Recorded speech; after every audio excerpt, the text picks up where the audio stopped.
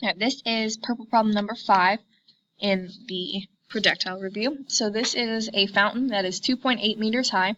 It's going to shoot water out at an angle of 63 degrees above the horizontal. The water needs to hit a point at the base of the fountain, which is 0.87 meters away from the spout. What should the velocity out of the fountain be? So with that information, I'm going to set up my XY table like I normally do. So we have our delta x, our Vx, our Tx. We have information from there. So we're going to have our initial delta y, and that's going to be the height at which the fountain exists at or starts with, 2.8. We have our gravity, which we know, our peak velocity, which is 0, which we know. Where there's going to be a time up, there's going to be a time down. 0.87 is the linear distance horizontally away. And then the object is launched 63 degrees from the horizontal. So we have our water that's going to get shot out, and then we're going to try to land at a certain position away. So as far as the diagram goes, there's my beautiful fountain. So we have my angle up top, 63. It's going to land again a certain distance away, clearly not drawn to scale, and then a height of 2.8. So this problem doesn't actually give us a lot to go off of. So usually at some point we have more information than this. The issue turns into what we know about projectiles. So as far as we know equation-wise, given the two known values that we have the equation of delta x is Vx, Tx. That's the only one we can use for delta x, so we're good there. And then delta y is V initial y times time plus 1/2 gravity times squared. We also have the option to do V final y is equal to V initial y plus 2g delta y. But we already don't know initial, so we definitely don't know final. So looking at these equations, that's really all that we have available to us. So if we can identify the things that we do know about the velocities, we know that Vox is going to be V initial cosine theta, and Voy is going to be V initial sine theta. So both of these equations have that missing variable that the problem is asking for. So using the knowledge that we have about the equations, we should probably plug those in. Now the delta y so far that we have done has been only certain pieces. So we've done cliff to peak, we've done peak to ground, and then we've sometimes done, when it's a height to ground with no angle, that initial height. So in this situation, due to the symmetry of a height to ground projectile with an angle, the fact that it goes up and comes back down almost negates the fact that it went up and down in the first place. So we can actually use the initial delta y, which is our starting height, as our overall change in y, because that is technically what's happening, is we're starting at a height of 2.8 and we're going to finish at a height of 0. So we can use that 2.8 as our delta y and then solve our problem from there. So the overall change is going to be our negative 2.8. So using that information, we have some things that we can plug in and substitute. And since we're using the overall change, our times don't have to be specific to time up or time down either. They can just be the time it's in the air altogether, which is technically our time x.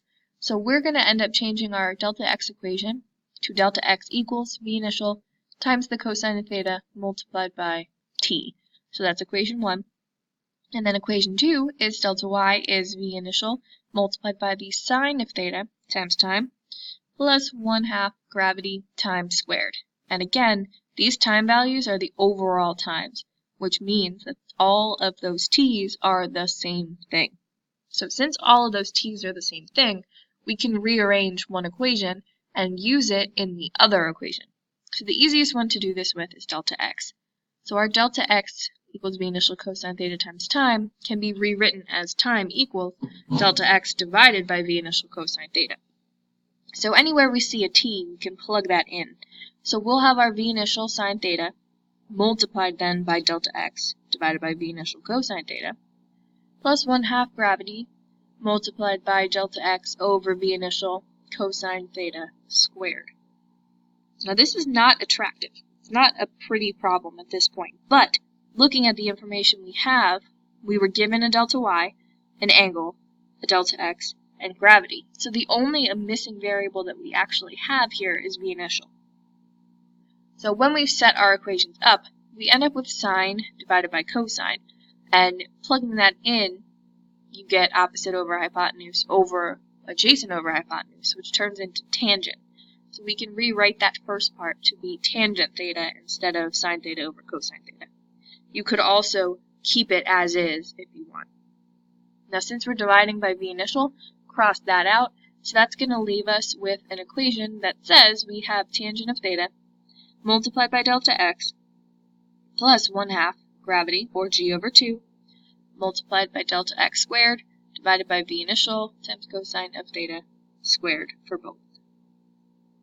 So again, the only variable that we do not have is our v initial. So this problem, while not an attractive equation, is definitely easy to solve. So we take our overall change in height of 2.5, negative because we're falling. We're going to plug in our angle value for theta because we have it. We're going to plug in our delta x, also because that was a provided piece of information. Gravity is negative 9.81. And then we're only going to be left with our v initial as our missing value. Now the hardest part here is to make sure that you rearrange everything correctly.